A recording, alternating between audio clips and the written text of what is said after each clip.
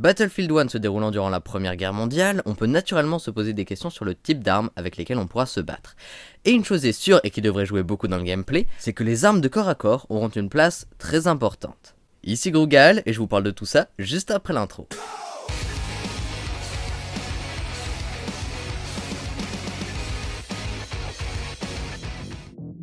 On pouvait déjà s'en douter, après avoir vu dès la première scène du reveal trailer de Battlefield 1, un Allemand défoncer son ennemi avec une pelle. Mais tout récemment, DICE en rajoute une couche avec un petit trailer de 14 secondes qui renforce cette idée.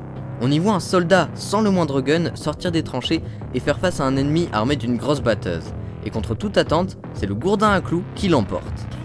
Le message de ce mini trailer est évident, c'est nous montrer que les armes de corps à corps en ont dans le ventre, même face aux nombreux progrès technologiques des armes durant cette période. Et je trouve que c'est une très bonne idée innovante de la part de DICE, d'autant que ce type d'arme était vraiment utilisé pendant cette guerre.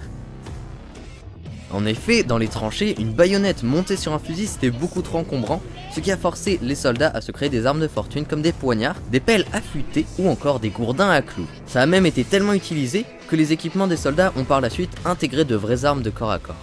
Et c'est donc bien respecté dans Battlefield 1, reste à voir quel gameplay aura le corps à corps.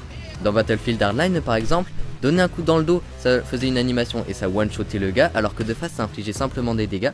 Et dans BF4, dans tous les cas ça lançait une animation, mais si c'était de face, ça faisait comme un petit 1v1 et si l'ennemi appuyait à temps, et il contrait votre coup et il vous tuait avec votre propre arme. D'où l'intérêt dans BF4 de cut dans le dos. Mais dans BF1, au croisement d'une tranchée, on peut très vite se retrouver devant un ennemi, et c'est pour ça qu'on devrait pouvoir se servir de nos armes de corps à corps très fréquemment, d'où leur mise en avant à travers les trailers.